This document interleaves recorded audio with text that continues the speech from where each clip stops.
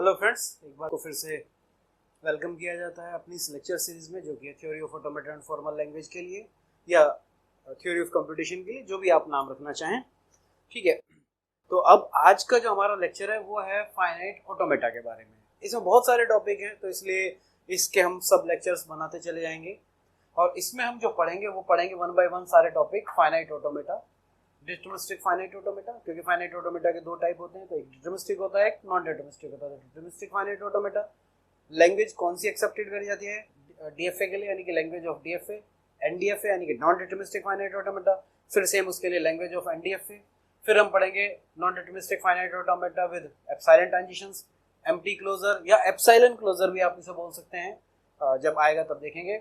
Equivalence of DFA and एनडीएफए, मिले and Moore machine model और minimisation of finite automata. तो one by one अब हम इन सारे टॉपिक्स को पढ़ते हैं। तो शुरू करते हैं अपना सबसे पहला टॉपिक, फाइनाइट ऑटोमेटा। तो फाइनाइट ऑटोमेटा होता क्या है? अभी जैसे इससे पिछले लेक्चर में हमने ऑटोमेटा के बारे में बात करी थी, यानी कि उसमें हमने क्या कहा था कि ऑटोमेटा क्या है, बेसिकली एक इनपुट लेता है, कुछ प्रोसेस करता है और आउटपुट दे देता है, यानी कि एक एब्स्ट्रैक्ट मॉडल था किसके लिए, डिजिटल कंप्यूटर के लिए। सेम बिल्कुल वही चीज है, बस फाइनाइट एक वर्ड ऐड हो गया यहाँ पे। फाइनाइट ऐड होने से कोई बड़ा फर्क नहीं पड़ जाता, सिर्फ और सिर्फ इतना फर्क पड़ता है कि आपकी जो स्टेप्स हैं वो सारे फाइनाइट होंगे। ठीक है, तो फाइनाइट ऑटोमेटा की डेफिनेशन जैसे मैंने यहाँ पे लिख दिया गया, finite automata has a set of states. ठीक है, set of states and its control move from state to state in response to the external input and produce some certain output. इसका कहने का क्या मतलब है, अगर देखा जाए, इसको पढ़ा जाए, सेट ऑफ स्टेट्स होता है। सेट ऑफ स्टेट्स जैसे हमने यहाँ पे बनाया था, ये इस जगह बनाया था ना, हमने स्टेजेस बनाई थी, तो ये हो गई हमारी सेट ऑफ स्टेट। ठीक है, finite automata has a set of states, ये सेट ऑफ स्टेट्स है एंड इट्स कंट्रोल मूव्स। अब ये कैसे मूव करेंगे आपस में, इसका कंट्रोल मूव कुछ तो होगा, यानी कि वो प्रोसेसिंग जो हमारी थी यहाँ पे, जो प्रोसेस हम यहाँ कर रहे हैं वो बताती है कि ये मूवमेंट कैसे होंगे। ठीक है, और ये प्रोसेसिंग करने की जरूरत क्यों पड़ी, क्योंकि किसके रेस्पॉन्स में है ये, क्योंकि बाहर से हमें एक्सटर्नली एक इनपुट मिलता है। तो ये हमें इनपुट मिलता है, ये इनपुट हमारा यहाँ प्रोसेसिंग के लिए कहता है कि भाई मेरे अकॉर्डिंग आप प्रोसेस करके दो। इस इनपुट के अकॉर्डिंग हमारे पास सेट ऑफ स्टेट्स हैं, वो आपस में कैसे मूव करेंगी वो देखेंगे। अभी वन बाय वन हम देखेंगे। तो ये स्टेट्स मूव करती हैं आपस में और फाइनली क्या प्रोड्यूस करती है, ये सर्टेन आउटपुट, कुछ फिक्स आउटपुट जो हमने इन स्टेट्स के अकॉर्डिंग बना रखे हैं। तो बेसिकली वही ऑटोमेटा वाला डायग्राम बना, यहाँ पे वही तो बना। तो इसका मतलब सीधा सा है कि फाइनाइट ऑटोमेटा में सेट ऑफ स्टेट्स होती हैं, जो हमने यहाँ पे लिखी सेट ऑफ स्टेट्स, वो कैसे एक दूसरे के ट्रांसफर होंगी। अब वो जो ट्रांसफर वाला सिस्टम है वो समझना है, क्योंकि अगर आपको ये समझ में आ गया कि हम कैसे स्टेट्स को मूव करते हैं, कैसे नई स्टेट बनाते हैं, कैसे स्टेट्स पे वर्क करना है, तो इनपुट देना और आउटपुट देना कोई बड़ा काम थोड़ी है, काम तो यही है सारा। चलिए एक मैं छोटा सा एग्जांपल देता हूँ आपको, अगर आप वो मेरा एग्जांपल समझ सके। अच्छा, मैं एक और चीज बता देना चाहता हूँ, ये जो हम यहाँ पे कर रहे हैं ये बेसिकली क्या हो गया, एक तरीके से देखा जाए तो मैथमेटिकल मॉडल ही था विद सर्टेन इनपुट। कुछ फिक्स इनपुट के लिए हमने एक मैथमेटिकल मॉडल बना दिया। तो इसलिए बहुत बार फाइनाइट ऑटोमेटा की डेफिनेशन में ये वर्ड भी यूज कर देते हैं कि finite automata is basically a mathematical model which has a set of states and its control moves from state to state in response to the external input and produce some output। तो ये भी इसके साथ एक चीज add कर दी जाती है। ठीक है, चलिए, तो ये वर्ड बहुत बार लोग लिखते हैं, बहुत बार नहीं लिखते, तो लेकिन फिर भी मुझे लगता है कि ये वर्ड लिखना इंपॉर्टेंट है, लिखना चाहिए। तो अब जो है मैं एक एग्जांपल आपको देता हूँ, अब मुझे खुद से सोच के बताइएगा कि उस एग्जांपल को आप किस तरीके से लेते हैं। फाइनाइट ऑटोमेटा के बारे में हम पढ़ रहे हैं, तो वो एग्जांपल अगर आपको समझ में आता है। आजकल आप लोग सभी लोग ऑनलाइन शॉपिंग करते हैं। ठीक है, तो ऑनलाइन शॉपिंग करने के लिए फॉर एग्जांपल ये एक मेरा कंज्यूमर है ए, जिसने किसी पर्टिकुलर स्टोर पे गया, स्टोर है मेरा बी, नाम दे दिया मैंने सी। इसने यहाँ से कोई सामान खरीदा, ठीक है, इसने कहा कि हम बेच देंगे, सामान बेचते हैं जैसे ऑनलाइन शॉपिंग में होता है। इसने इसको सामान बेच दिया, लेकिन इसने साथ में क्या करा, इससे पे भी तो करवाया। अब क्या डायरेक्ट इसने इसको पे किया? नॉर्मली अगर ऑनलाइन शॉपिंग है तो ऑनलाइन शॉपिंग में मैं डायरेक्ट इसको पे तो करूंगा नहीं, किसके थ्रू करूंगा, बैंक के थ्रू करूंगा। ठीक है, मैं तो अपना पेमेंट बैंक को बोलूंगा ना कि भाई मेरे अकाउंट से निकाल के इस बी को पेमेंट कर दिया जाए। और जब इस बी के पास पेमेंट आ जाएगा, क्योंकि ये भी इस बैंक से जुड़ा होगा या किसी और बैंक से, बैंक का एक अपना चैनल है, तो ये भी इस बैंक से जुड़ा हुआ होगा, तो जब ये इस बैंक से जुड़ा हुआ है तो बी कहता है हाँ भाई मेरे अकाउंट में पैसा आ गया, जैसे ही आ जाता है ये सामान इसकी तरफ को डिलीवर कर देता है। तो मेरी एक सिचुएशन है और इस सिचुएशन के लिए आप एक डायग्राम बना के बताइए मुझे कि इसमें क्या क्या स्टेट्स आपकी हो सकती हैं, क्या रेस्पॉन्स हो सकते हैं। आप एक बार आप इसको खुद से ट्राई करिए, वीडियो को यहीं पे पॉज करिए और पॉज करके बनाइए कि मैक्सिमम पॉसिबिलिटीज आपके दिमाग में फिलहाल क्या क्या आती है, और जो भी आती है उसके बाद फिर हम चेक करते हैं कि हमारा मॉडल उस तरीके से काम करता है या नहीं करता है। तो आपने बनाया तो 3 चीजें आपके दिमाग में आई होंगी। मैं ये नहीं कह रहा हूँ सारी आपकी होगी, ऐसा भी हो सकता है आपने कुछ ज्यादा सोच लिया हो, लेकिन एक बेसिक बात करते हैं।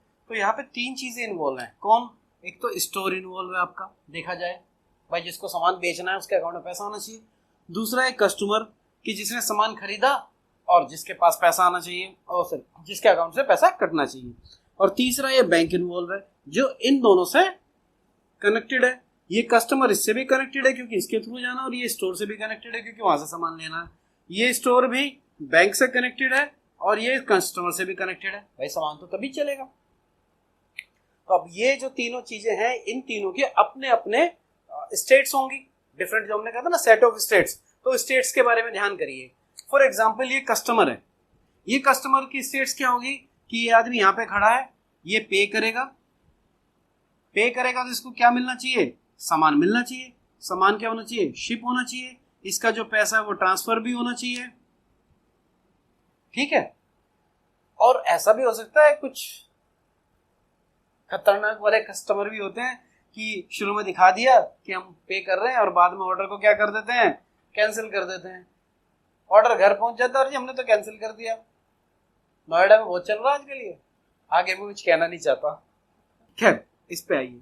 तो अब अपने इसी कंसेप्ट पे रहते हैं। वो पे करेगा या फिर वो कैंसिल करेगा। कैंसिल करेगा तो उसका अमाउंट उसके अकाउंट में वापस आना है, और पे करेगा तो उसको क्या मिलना है? वो सामान शिप होके वापस उसके पास आना है। ये तो हो गया कस्टमर के पास तो इतना ही है, इतनी स्टेट्स हैं उसकी। तो या तो पे करेगा या नहीं करेगा, कैंसिल करेगा अपने को। ये अपना स्टोर वाला है और ये बैंक वाले हैं। स्टोर वाला क्या करेगा? स्टोर पे का एक वो देगा, जो कस्टमर ने पे का ऑप्शन दिया वो पे का ऑप्शन इसके पास आएगा, ये उसे रिडीम करेगा या तो पे होने से अकाउंट में आने से पहले ही वो शिप कर देगा कि ठीक है यार। कोई ऐसे भी तो होते हैं ना, बहुत सारे कंज्यूमर बहुत ट्रस्टेड होते हैं कि आज नहीं कल इन्होंने बोल दिया कि हाँ हमने पेमेंट कर दिया तो पेमेंट आ जाएगा। हर हफ्ते ही खरीदते रहते हैं, हर दिन कोई ना कोई शॉपिंग करते हैं, तो वो पहले ही शिप कर देते हैं। उसके बाद उनका पैसा रिडीम्ड होता रहता है और अपना चलता रहता है।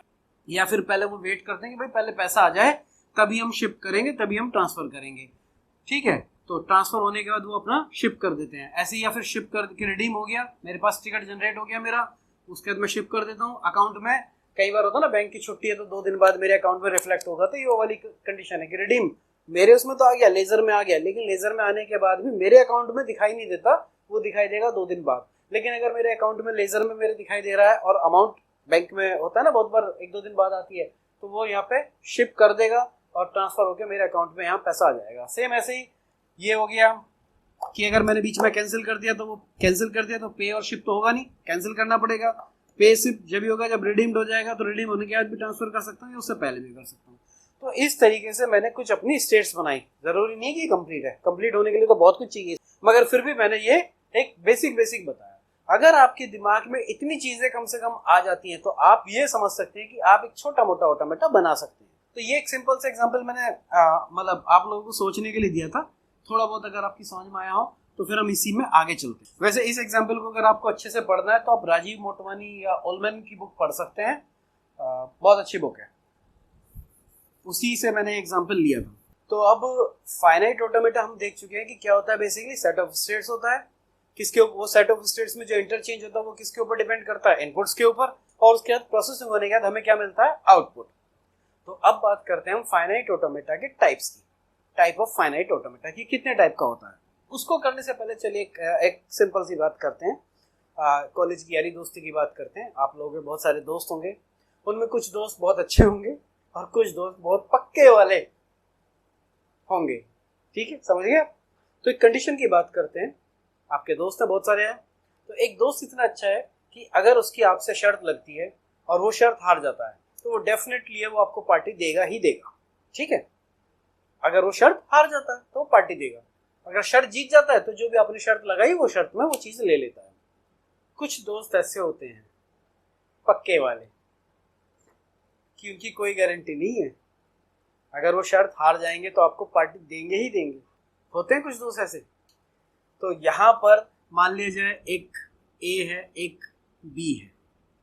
ए बहुत शरीफ आदमी है, अगर ये शर्त हार जाता है तो ये आपको पार्टी देगा ही देगा, अगर ये लूज कर जाता तो ये पार्टी देगा, और अगर ये विन कर जाता है तो ये आपसे पार्टी वापस लेगा ही लेगा, ठीक है।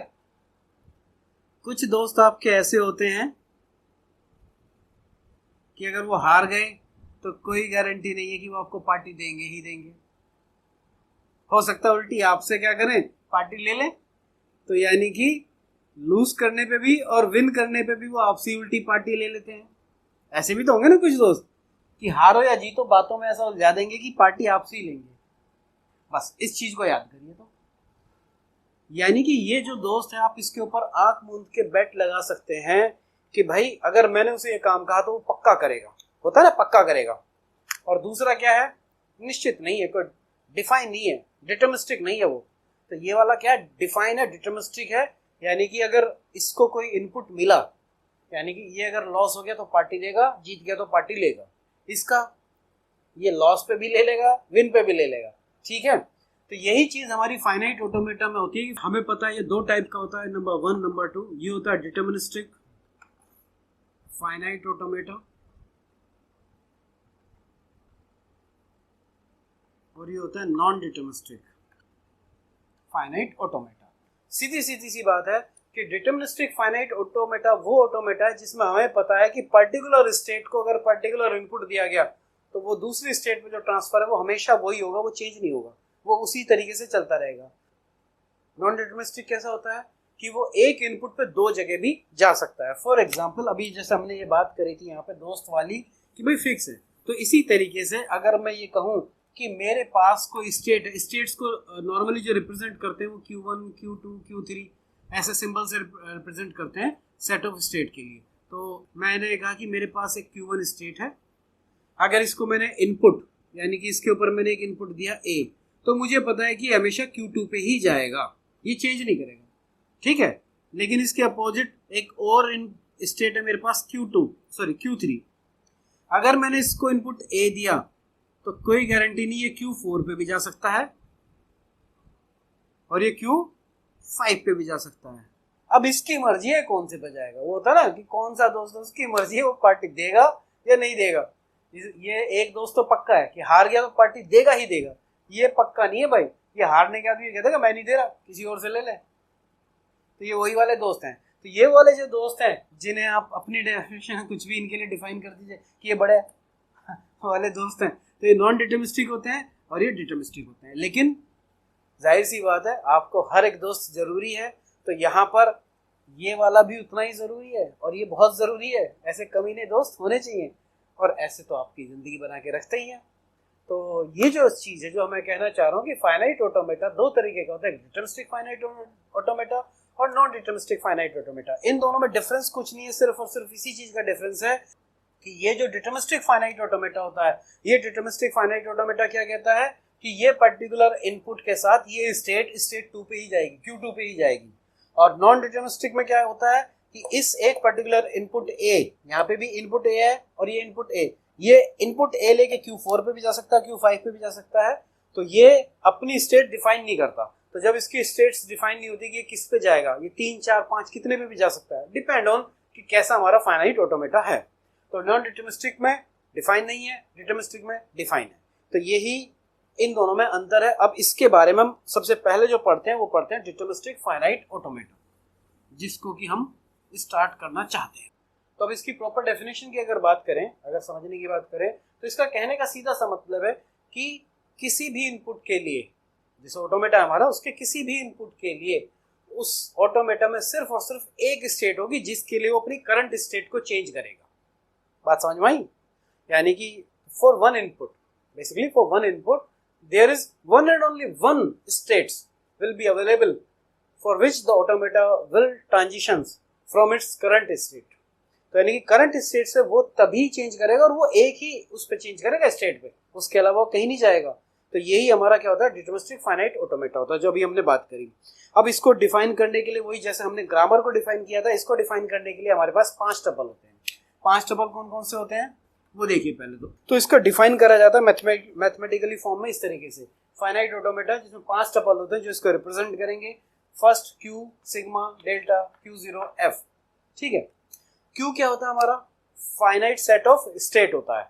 जैसे वहां पे हमारा फाइनाइट सेट ऑफ वेरिएबल्स था, तो सबसे पहले जो क्यू है ये हमारा क्या होता है, फाइनाइट सेट ऑफ स्टेट्स।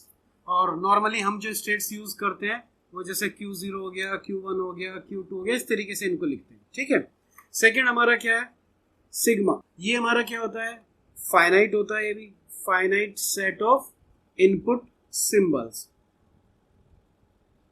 जो आपने सेट में पढ़े थे ना अभी हम जब पिछला बेसिक पढ़ रहे थे। तो इनपुट सिंबल यानी कि A B C D इस तरीके के रखते हैं, या फिर 0 1 2 इस तरीके के सिंबल्स हम यूज करते हैं, जिन्हें हम टर्मिनल सिंबल्स भी बोल देते थे वहां पे। तो यहाँ इस तरीके के जो सिंबल्स होते हैं वो फाइनाइट सेट में रखे जाते हैं। तीसरा हमारा होता है ट्रांजिशन फंक्शन बोलते हैं, वैसे तो इसका नाम है ट्रांजिशन फंक्शन। ट्रांजिशन फंक्शन यानी कि ये बताता है कि ट्रांजिशन एक स्टेट से दूसरे स्टेट पे किस तरीके से ट्रांजिशन होगा, क्या इनपुट लेके वो ट्रांजिशन करेगी। तो उस सारी की जो इन्फॉर्मेशन होती है वो इस ट्रांजिशन फंक्शन में होती है, बहुत काम का। अभी इसको समझेंगे, इसके बाद बताता हूँ। ये क्यू नोड जो होता है ये हमारी होती है स्टार्टिंग स्टेट, यानी कि जहां से हम अपने ऑटोमेटा को बनाना शुरू करेंगे। और एफ होता है हमारा finite set of output state. F finite set of output state, Q starting state, transition function, finite set of input symbol, finite set of state. अब इस ट्रांजिशन फंक्शन की बात करते हैं। तो ये जो ट्रांजिशन फंक्शन है कुछ इस तरीके से लिखा जाता है, ऐसे डेल्टा, यहाँ पे बताई जाती है स्टेट, यानी कि इस फंक्शन के 2 इनपुट होते हैं या 2 आर्गुमेंट। आपने सी प्रोग्रामिंग पढ़ा होगा ना, फंक्शन के आर्गुमेंट्स होते हैं, तो आप इनको आर्गुमेंट बोल लीजिए अभी फिलहाल के लिए। तो ये जो फंक्शन है, फंक्शन के 2 सिपाही, इसके अंदर पहला आर्गुमेंट ये है, दूसरा आर्गुमेंट ये है। तो ये जो पहला आर्गुमेंट होता है ये स्टेट होती है, कोई भी स्टेट हो सकती है, Q1 Q2 3 इसमें से। और ये हमारा इनपुट का सिंबल होता है, ये इनपुट का सिंबल होता है। और ये हमें बताता है कि पर्टिकुलर स्टेट पर्टिकुलर इनपुट पे किस स्टेट में पहुंचेगी, QI। वो 1 2 3 4 Q0 कुछ भी हो सकती है, तो मैंने इसको एक QI नाम दे दिया। तो ये जो फंक्शन है, ये जो मैंने लिखा कि Q0 पे A इनपुट लेके B इनपुट लेके, कोई भी इनपुट हो सकता है, ABCD कुछ भी, तो पर्टिकुलर एक इनपुट लेके ये कहाँ किस स्टेट में पहुंचती है, ये जो पूरी डेफिनेशन होती है। ऐसे हर एक स्टेट डिफाइन होती है, वो जो डिफाइन होती है उस पूरे का जो बना होता है, वो जो सेट होता है, इसी को बोलते हैं हम ट्रांजिशन सेट बोल दीजिए, ट्रांजिशन फंक्शन बोल दीजिए। तो यहाँ डिफाइन होता है हर एक स्टेट के साथ, और ये डिफाइन होता है तो इसीलिए क्या होता है, डिटरमिनिस्टिक होता है। अगर ये डिफाइन नहीं होता, मतलब एक के साथ 2 पे भी जाता, तो ये नॉन डिटरमिनिस्टिक होता। उसकी बात बाद में करेंगे, अभी फिलहाल इसकी बात। अच्छा, एक चीज और मैं, ये जो finite set of output state होता है, हमेशा ये F जो होता है ये सबसेट होता है किसका, इस स्टेट का। इनपुट जो सेट ऑफ स्टेट्स है इसका हमेशा ये एक सबसेट रहेगा। ये मैं भूल गया उस टाइम बताना, तो ये भी याद। अब इसके बाद मैं फिर से ऑफिस में आता हूँ। ये जो मैंने बनाया, क्या लिखा मैंने, ट्रांजिशन फंक्शन। तो मैंने तो अभी एक लिखा। तो अब इस ट्रांजिशन फंक्शन के ऊपर बात करते हैं कि ये ट्रांजिशन फंक्शन कैसे होता है, इसको कैसे रिप्रेजेंट करते हैं, और इसको बनाया कैसे जाएगा। तो अब ये जो हम नेक्स्ट देखते हैं, ये देखते हैं इस ट्रांजिशन के लिए हम क्या क्या करते हैं। तो हमारा जो ट्रांजिशन फंक्शन था उसको रिप्रेजेंट करने के लिए हम 2 तरीके से रिप्रेजेंट कर सकते हैं, या तो ट्रांजिशन डायग्राम से या ट्रांजिशन टेबल की हेल्प से। वहां पे हम बताते हैं कि ये कैसे कैसे होता है। तो पहले हम ट्रांजिशन डायग्राम देखते हैं। ये जो हमारा ट्रांजिशन डायग्राम है, हम इसकी बात करते हैं। ट्रांजिशन डायग्राम क्या बेसिकली बताता है, आप लोगों ने इससे पहले एक सब्जेक्ट पढ़ा होगा डेटा स्ट्रक्चर, उसमें ग्राफ पढ़े होंगे, पढ़े। तो वो ग्राफ में क्या होता था, कुछ इस तरीके का होता ना कि यहाँ पे ये एक ग्राफ है, ये यहाँ इससे कनेक्ट है, ये ए जो है ये बी से कनेक्ट है, और उसमें आपने पढ़ा होगा लेबल्ड ग्राफ। ये तो एक सिंपल ग्राफ हो गया कि भाई ए से बी कनेक्ट है, लेकिन उसमें आपने पढ़ा होगा लेबल्ड ग्राफ। लेबल्ड ग्राफ यानी कि ये बताता है कि ये इसका फ्लो किस तरफ है, और यहाँ पर जो है उसकी लेबल्ड की वैल्यू बताता होगा ए। तो यहाँ पर ए जो है, ये जो नोड है ए, ये इस इनपुट ए के साथ किस नोड पे पहुंच जाती है, बी नोड पे पहुंच जाती है। इसी तरीके का ग्राफ पढ़ा होगा, नोड वगैरह कुछ करा होगा वहां पे। सेम चीज यहाँ पर, बस यहाँ पर उसका नाम बदल गया और कुछ नहीं है, उसको यहाँ पे ट्रांजिशन डायग्राम बोल देते हैं, यानी कि एक जगह से ट्रांजिशन हो गया दूसरी जगह कैसे पहुंचा जाता है। तो ये मेरी एक स्टेट हो जाती है। फॉर एग्जांपल मैंने इसको स्टेट का नाम दे दिया Q0, और ये स्टेट क्या कहती है कि मैं इनपुट A लेके स्टेट Q1 पे पहुंच जाऊंगी। यही सेम चीज है, ग्राफ यही तो, बस सीधा सीधा सीधा खींचो तो यही तो ग्राफ है भाई, यही तो हमने ग्राफ में पढ़ा था, यही ट्रांजिशन डायग्राम पढ़ रहे हैं। तो ट्रांजिशन डायग्राम कुछ नहीं है, सिर्फ ग्राफ है, लेबल्ड ग्राफ है जो बताता है कि कहाँ से कहाँ मूवमेंट होना है। तो यहाँ पर ये मूवमेंट इस तरीके से होगा। तो अब इसके लिए जो हमारा ग्राफ होता है, यानी कि जो भी हमारा डीएफए है, हमारा डीएफए में क्या क्या होते हैं, हमारे डीएफए में सेट ऑफ स्टेट हो गई, सेट ऑफ इनपुट हो गया, ट्रांजिशन फंक्शन हो गया जिसके लिए हम ये काम कर रहे हैं, एक इनपुट स्टेट हो गई, और एक सेट ऑफ आउटपुट स्टेट होता है। ये हमारा एक डीएफए है। इस डीएफए के लिए हमें ट्रांजिशन डायग्राम बनाना है। तो अब जो ट्रांजिशन डायग्राम की जो कंडीशंस होंगी, वो पहली कंडीशन क्या होती है जो हमारे लिए सबसे ज्यादा जरूरी है, कि हर एक स्टेट के लिए हमारा ट्रांजिशन डिफाइन होना चाहिए, यानी कि क्या मूवमेंट हमारा होगा। तो हर एक स्टेट के लिए, तो यहाँ पे जो पहली स्टेट है, for each state in Q there is a node, यानी कि हर एक स्टेट के लिए क्या होनी चाहिए, मेरे पास एक नोड होनी चाहिए। ये पहली कंडीशन है। और दूसरी कंडीशन क्या हो गई इसकी, हमारे पास नोड तो बन गई, अब लेकिन उस नोड पे लेबल भी तो होना चाहिए, और लेबल किसका होना चाहिए, इनपुट का होना चाहिए। यही तो बात है।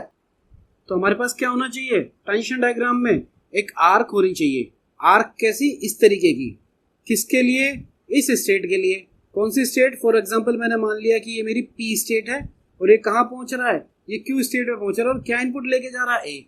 तो हर एक, जो पहली कंडीशन थी कि हर एक नोड के लिए क्या होना चाहिए, सॉरी हर एक स्टेट के लिए क्या होना चाहिए, एक नोड होनी चाहिए, और हर नोड के साथ हर इनपुट सिंबल पे क्या होना चाहिए, एक आर्क होनी चाहिए जो बताए कि इस स्टेट से इस स्टेट पे जाना है इस इनपुट सिंबल के थ्रू।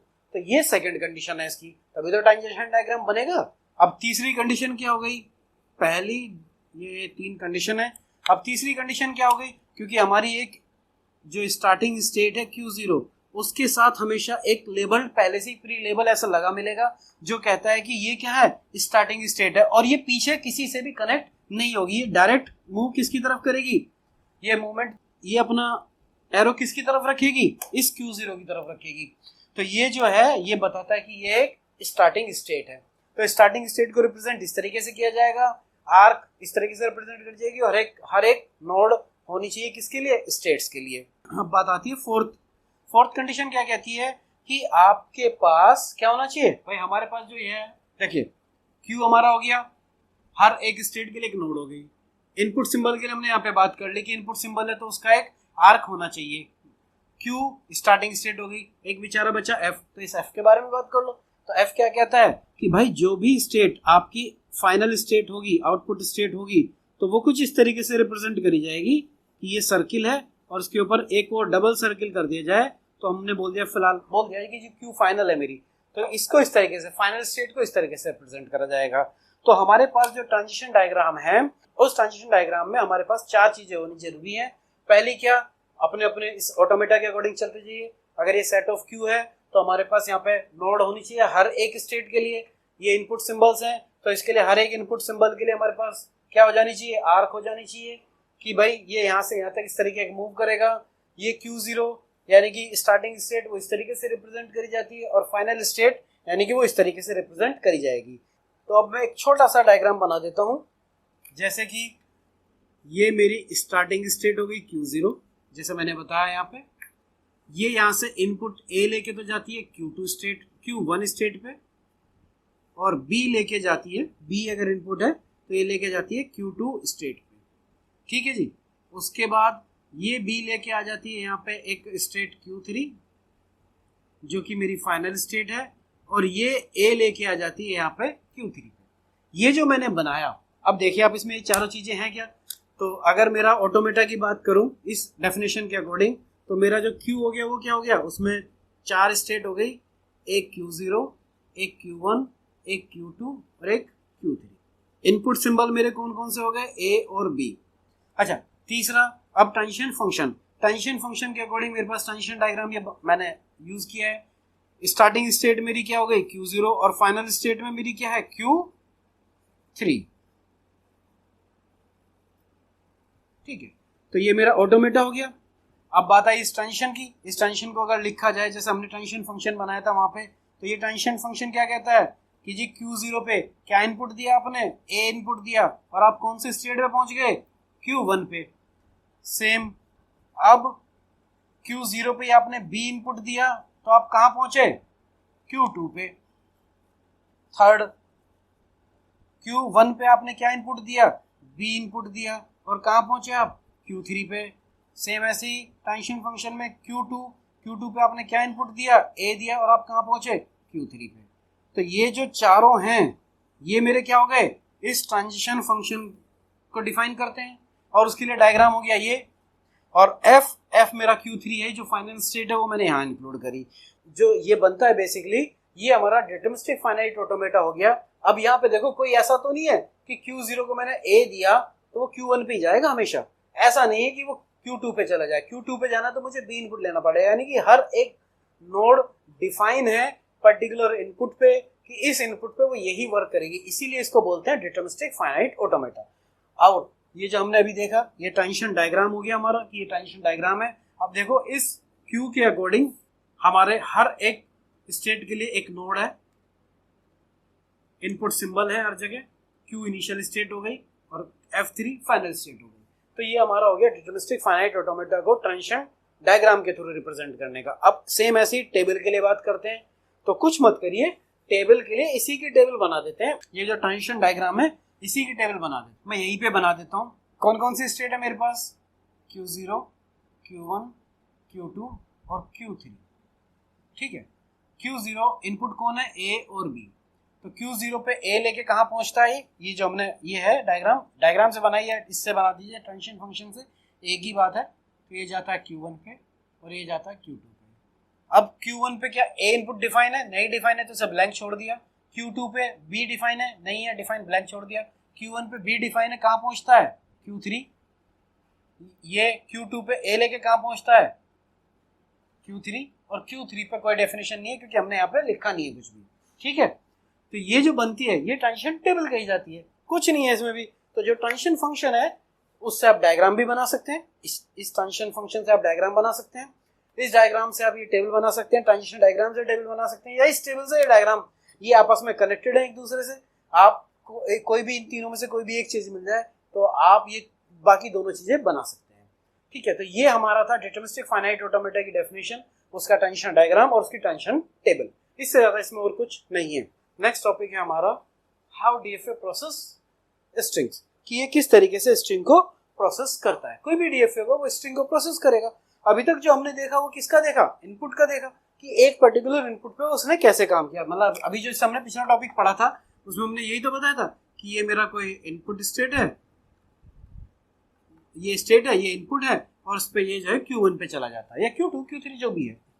अब अगर मैं यहाँ पे कहूँ कि भाई मेरा तो इसके लिए डिफाइन करिए आप कि Q0 पे, और मैंने स्ट्रिंग दे दी A, तो ये इसको कैसे प्रोसेस करता है, भाई पूरी स्ट्रिंग लिख दी मैंने, तो यहाँ पे यहाँ से यहाँ तक स्ट्रिंग में इसकी स्ट्रिंग की लेंथ कितनी है, 1 2 3 4 5, टोटल स्पेस 1 2 3 4 5 है, तो 5 लेंथ की स्ट्रिंग हो गई। तो इसको कैसे प्रोसेस करेगा, कोई बड़ी बात नहीं है, बहुत सिंपल सी चीज है। यहाँ पर हमें जो ये जो Q है इसके साथ पहला इनपुट सिंबल चेक करना है। फॉर एग्जाम्पल Q0 पे A लेके कहाँ गया था, Q0 पे मैं यहाँ पे लिख देता हूँ, अभी हम इस वाले इनपुट की बात कर रहे हैं, इस वाले पे, तो हमें ये बाकी कुछ नहीं देखना, इस पे हमें कोई ध्यान नहीं देना, सिर्फ हमें करंट इनपुट,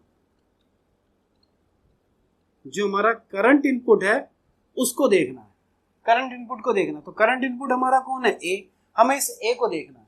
तो इस A के अकॉर्डिंग हमारा जो भी ट्रांजिशन टेबल में, ट्रांजिशन डायग्राम में या ट्रांजिशन फंक्शन में वैल्यू दी गई होगी, हम वो वैल्यू यहाँ पे लिखेंगे। और वो क्या दी गई होती है, जैसे मैंने अगर इसी के लिए लिखा कि यहाँ पे ट्रांजिशन डायग्राम, ट्रांजिशन फंक्शन में मुझे Q0 पे जब A इनपुट है तो ये कहाँ पहुंच जाता है, Q1 पे।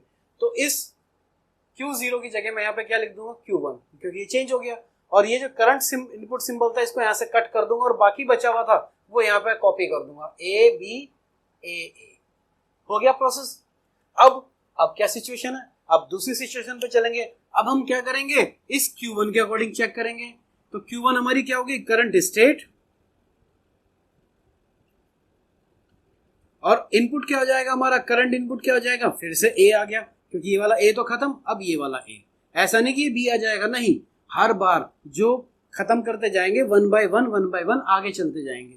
तो ऐसे करते करते हम क्या चेक करेंगे, इसके बाद हमारा फॉर एग्जांपल ये Q2 स्टेट पे जाता है, ठीक है, तो Q2 हो गई, और जो इनपुट बचेगा वो ए हट जाएगा यहाँ से, यहाँ क्या बचेगा, बी ए। अब उसके बाद मान लीजिए इसके लिए कोई डेफिनेशन दे रखी हो कि भाई ये लेके Q3 पे जाता है, तो ये आ जाएगा डेल्टा Q3, ये B खत्म हो जाएगा यहाँ से, अब ए बचेगा। फिर डेल्टा मान लीजिए Q4 पे जाता है, यहाँ पे ये A खत्म हो जाएगा, तो यहाँ बचेगा सिंपल A, और ये A लेके जो है मान लीजिए ऐसा जाता है आपका Q5 के ऊपर, और ये इनपुट यहाँ पे क्या हो गया, खत्म, ठीक है, ये खत्म हो जाएगा, इसके कोई इनपुट नहीं है। तो ये जो Q5 होगी यही आपकी क्या होगी, या तो फाइनल स्टेट होगी, Q5 फाइनल स्टेट होगी, या फिर एक नॉन फाइनल। अगर ये फाइनल स्टेट है Q5, तो आपकी स्ट्रिंग क्या हो जाएगी, एक्सेप्ट हो जाएगी,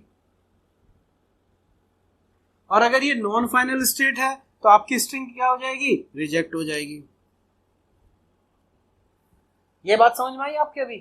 अभी मैंने कोई वो ले लिया एग्जांपल, मैं सिर्फ अपनी तरफ से रखता चला गया कि भाई ऐसा करेंगे तो ऐसा ऐसा होता जा रहा है, और ये Q5 जहां लास्ट पहुंचे, अगर ये फाइनल स्टेट है तो एक्सेप्टेड, और ये फाइनल स्टेट नहीं है, नॉन फाइनल स्टेट है, तो ये रिजेक्टेड। ये बात अगर आपने समझ ली तो मैं मानता हूं कि आपकी आधी दुविधा खत्म हो चुकी है कि आप स्ट्रिंग को कैसे प्रोसेस करेंगे। स्ट्रिंग को प्रोसेस करने का सीधा सा तरीका, इनपुट स्टेट और इनपुट सिंबल, जो करंट है वो, बाकी से मतलब नहीं है। तो जो होता जाएगा, जो प्रोसेस होता जाएगा उसे हटाते जाइए और यहाँ पहुंच जाएंगे, final state accepted, non final state reject. ये आपको स्ट्रिंग को प्रोसेस करने का तरीका हो गया। तो अब इसी प्रोसेसिंग से हम देखते हैं लैंग्वेज क्या होती है, किसी भी डीएफए की लैंग्वेज क्या होती है। तो अब हम देखते हैं लैंग्वेज ऑफ डीएफए कि पर्टिकुलर किसी डीएफए की कोई लैंग्वेज क्या होती है। तो लैंग्वेज जैसे हमने पहले पढ़ा था, लैंग्वेज क्या होती है, सेट ऑफ स्ट्रिंग्स। तो language is a set of strings which will be accepted by the finite automata। यही तो हमने पढ़ा था लैंग्वेज के बारे में कि भाई जो भी लैंग्वेज क्या हो गई, set of all strings, set of all strings, और वो स्ट्रिंग्स सारी क्या होनी चाहिए, एक्सेप्टेड होनी चाहिए। यानी कि जब हम उन्हें प्रोसेस करें तो जो लास्ट स्ट्रिंग का एंड हो वो हमें कहाँ पहुंचाए, एक्सेप्टेड कब होती है, जब ये हमने पढ़ा था फाइनल स्टेट में पहुंचेगी तो एक्सेप्टेड, नॉन फाइनल में पहुंचेगी तो रिजेक्टेड। तो वो स्ट्रिंग क्या होनी चाहिए, एक्सेप्ट होगी, तभी वो लैंग्वेज का हिस्सा बनेगी। अगर वो एक्सेप्टेड नहीं है तो वो लैंग्वेज का हिस्सा नहीं है। तो लैंग्वेज में क्या होगी, सेट ऑफ ऑल स्ट्रिंग्स जो कि एक्सेप्टेड होती है किसके थ्रू, उस ऑटोमेटा के थ्रू, उस फाइनाइट डिटरमिनिस्टिक फाइनाइट ऑटोमेटा के थ्रू। अगर वो एक्सेप्टेड है तो वो आपकी लैंग्वेज का हिस्सा होगी, अदरवाइज वो लैंग्वेज का हिस्सा नहीं होगी। तो इसको लिखने के लिए अगर हम लिखने लगे तो लैंग्वेज क्या होती है, बेसिकली लैंग्वेज किसी भी पर्टिकुलर मशीन के बारे में अगर हम बात करें तो ये जो लैंग्वेज है, ये लैंग्वेज हो गई सेट ऑफ ऑल स्ट्रिंग्स। यानी कि मैंने जैसे बोला तो मैंने स्ट्रिंग्स को W से रिप्रेजेंट करा, और जहां पे कंडीशन क्या फुलफिल होनी चाहिए कि ये जो W है, क्योंकि स्ट्रिंग्स किससे बनेंगी, स्ट्रिंग्स तो हमेशा हमारे इस सिग्मा से ही बनती है, और सिग्मा के ऊपर हमने क्या लगा दिया, क्लोजर, कौन सा, स्टार क्लोजर। तो स्टार क्लोजर का क्या मतलब है कि सारे के सारे स्ट्रिंग्स, जितने भी मैक्सिमम स्ट्रिंग्स बन सकते हैं वो इसी में बनते हैं, स्टार क्लोजर में, ठीक है। तो वो जो स्ट्रिंग्स का सेट है, सबसे पहली बात क्या होनी चाहिए, वो एलिमेंट होना चाहिए इसका, पहली कंडीशन। और दूसरी कंडीशन क्या होनी चाहिए कि ये जो ट्रांजिशन फंक्शन हमने यहाँ डिफाइन करा है Q0 से स्टार्ट करके और इस स्ट्रिंग को प्रोसेस करते हुए चलते हैं, ये हमें कहाँ पहुंचाएगा, ये हमें एक ऐसी स्टेट में पहुंचाएगा जो कि क्या हो, फाइनल स्टेट हो। यानी कि जो QF है, या फिर इसको इस तरीके से लिख दीजिए आप, इज द एलिमेंट ऑफ, कहाँ पहुंचेगा ये, सॉरी ये इसको आप इस तरीके से लिख लीजिए, जैसे भी आपकी मर्जी है, आप ऐसे लिख दीजिए, या फिर सेम चीज को आप ऐसा भी लिख सकते हैं, Q0W, ठीक है, is equal to Q final. और ये जो Q फाइनल है ये क्या होना चाहिए, सबसेट होना चाहिए किसका, F का, ठीक है, ये क्लियर है। तो ये जो चीज होती है यही मैथमेटिकली मॉडल में हमारी क्या बोली जाती है, लैंग्वेज बोली जाती है। यानी कि लैंग्वेज क्या है, सेट ऑफ ऑल स्ट्रिंग्स, ये क्या है, और वो सारी की सारी स्ट्रिंग क्या होनी चाहिए, सब वो इसका पार्ट होनी चाहिए। और उन स्ट्रिंग्स के साथ जब हम प्रोसेस करें, अपने ट्रांजिशन फंक्शन में डाल के से प्रोसेस करें, तो यहाँ पे क्या होना चाहिए, फाइनल स्टेट आनी चाहिए। यानी कि वो एलिमेंट होना चाहिए फाइनल स्टेट का, ये एलिमेंट होना चाहिए फाइनल स्टेट। तो ये जो लैंग्वेज होती है ये डीएफए के द्वारा एक्सेप्टेड होती है। अब अगर ये नॉन एक्सेप्टेड है, और जब मैंने ये प्रोसेस करा तो ये जो स्ट्रिंग है ये तो भाई सारी स्ट्रिंग्स इसका पार्ट तो होनी है, बस यहाँ पे क्या हो जाएगा, ये अगर ये नॉन एक्सेप्टेड है, अगर ये फाइनल स्टेट में नहीं पहुंचा तो ये एलिमेंट किसका आएगा, ये क्यू फाइनल जो होगा ये कभी भी इसका सबसेट नहीं होगा। तो ये अगर इसका सबसेट आता है तो ये एक्सेप्टेड है, नहीं आता तो नॉन एक्सेप्टेड है। अगर एक्सेप्टेड है तो लैंग्वेज का हिस्सा है, अगर एक्सेप्टेड नहीं है तो लैंग्वेज का हिस्सा ये नहीं होगी। ठीक है, अब एक ज्यादा बड़ी बात नहीं, एक ट्रैप स्टेट और लिखते हैं बहुत बार। ट्रैप स्टेट कुछ नहीं होती, ये ट्रैप होता है एक छोटा सा कि आप किसी मान लीजिए मैंने यहाँ पे Q0 ए इनपुट लेके वो जो है Q2 पे पहुंच गया और यही मेरी फाइनल स्टेट है, लेकिन गलती से मैंने एक और डेफिनेशन यहाँ पे कर दी कि भाई ये B लेके जो है यहाँ पे Q3 पे चला जाता है और यहीं पे Q3 से ये A या ले या B ले इसी में घूमता रहेगा। तो अब देखिए यहाँ पे हुआ क्या, Q0 से मैंने लिया Q2 पे पहुंच गया, Q2 पे मैंने B डिफाइन कर दिया और कहाँ पहुंच गया मैं Q3। अब Q3 में मैं A दूंगा तब भी ये Q3 पे वापस आ रहा है और B दूंगा तब भी ये Q3 पे वापस आ रहा है। तो यानी कि एक लूप में फंस गया। जब कभी भी कोई स्टेट ऐसे लूप में फंस जाती है कि वो वहां से बाहर ना निकल के वापस एक्सेप्टेड स्टेट पे नहीं आती है, मतलब फाइनल स्टेट पे नहीं आती है, तो ऐसी कंडीशन को बोला जाता है ट्रैप स्टेट। तो ये जो Q3 है ये हमारी ट्रैप स्टेट होती है। और जब भी हम ऑटोमेटा बनाते हैं, डिटरमिनिस्टिक फाइनाइट ऑटोमेटा बनाते हैं, तो हमारी कोशिश होती है कि हम इस ट्रैप स्टेट से बच के चलें, इसको बनाने की गलती ना करें। तो जब भी हम अभी इसके बाद हम क्या करेंगे, एग्जाम्पल्स लेंगे, तो उसमें हम देखेंगे कि हमारी कोशिश होगी कि हम इस ट्रैप स्टेट से बचें। ठीक है, नेक्स्ट में हम इसके एग्जाम्पल्स देखते हैं।